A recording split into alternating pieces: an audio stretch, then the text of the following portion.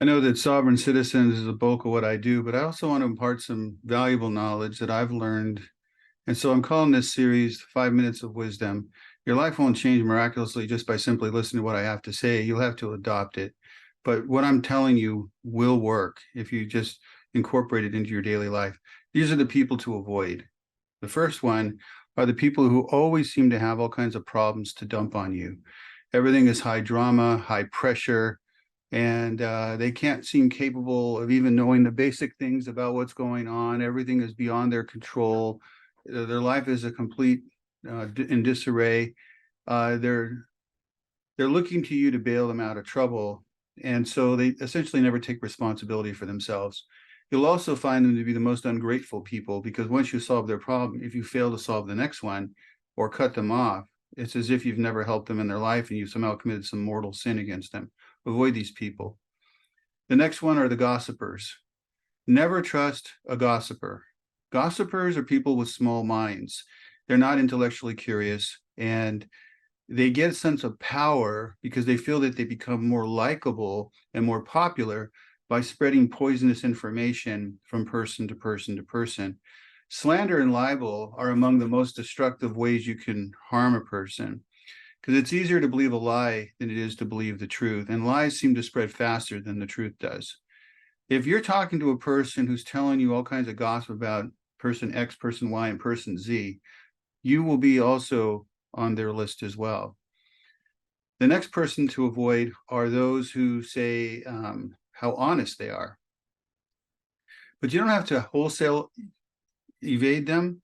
You just treat them with some caution because it's a little unusual when people have to prove how honest they are. Most of the time, those that have gone on and try to uphold this image about how righteous and perfect they are sometimes the most despicable people I've ever met.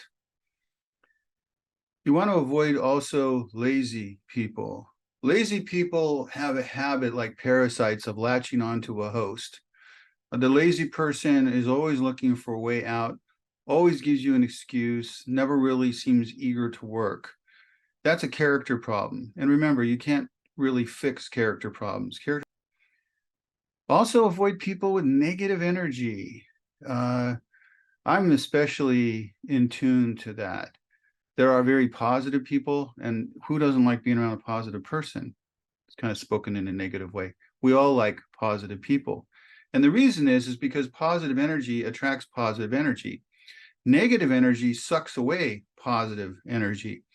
If you're around a person that makes you feel drained afterward, focus mostly on the negative, they'll tell you what you can't do. People will just see everything in a very negative light, usually very miserable too.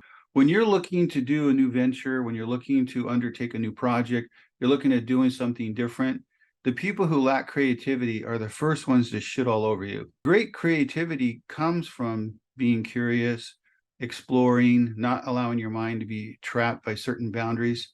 Avoid these clowns because they're programmable, okay? They're robots. Be very wary always and always on guard with liars. Liars, well, like Benjamin Franklin said, half the truth is often a great lie. The really, really accomplished liars know how to mix in lies with truth to fully deceive you.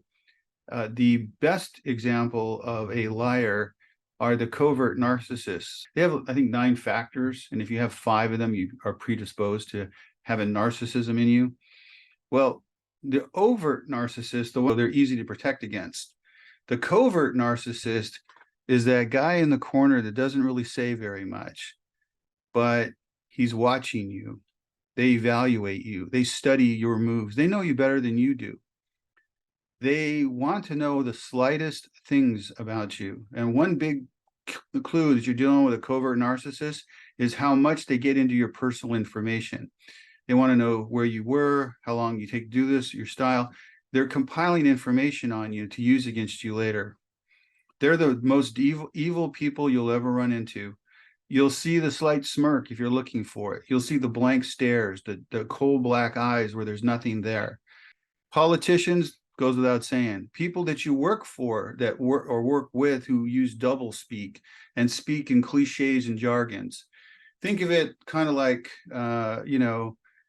the lady for Bud Light, Heinerscheid. When you listen to what she has to say, she's clearly a very intelligent person, and that is one of her downfalls. Don't think of intelligence as equating with competence. It doesn't always work. It can, but not always. And don't be over reliant on IQ.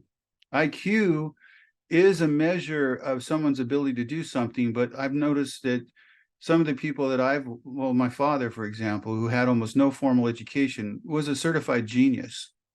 Don't allow IQ and education be what sways you. Those are calls to authority. They're not always accurate. Oh, dream killers. Man, dream killers are especially deadly to the young people, the ones that are starting out their careers, the ones that are going into college, the ones in high school.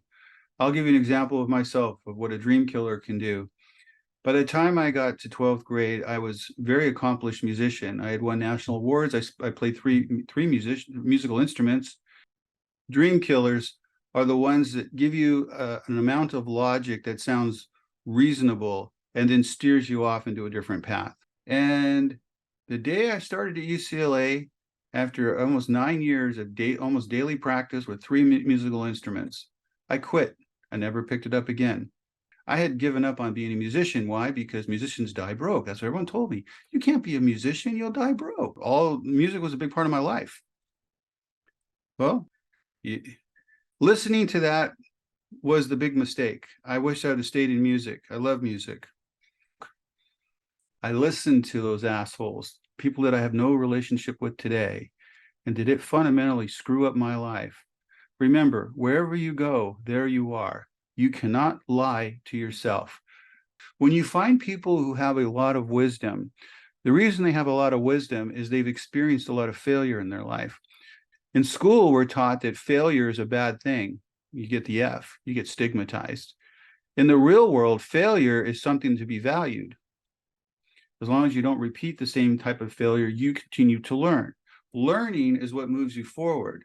Creativity moves you forward. The idea of having goals and having objectives. If you're an artist, you'll hear people tell you, don't be an artist, you'll die broke. Don't listen to that. Forge your own path. Experience for yourself what it is to live your own life.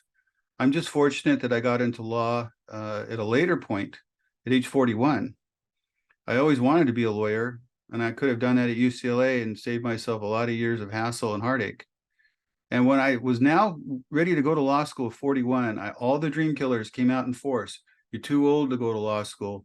You're what, a professional? I had a lawyer call me a professional student.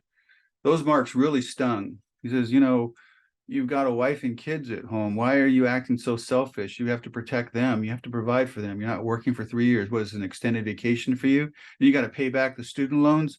You'll be 44 years old by the time you get out of law school. This is immature. That's what I was hearing.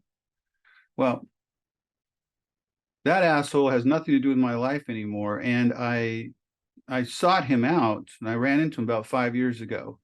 And at the time, I didn't know anything about law. So I just held him in high esteem because he was an attorney in a high position in the company.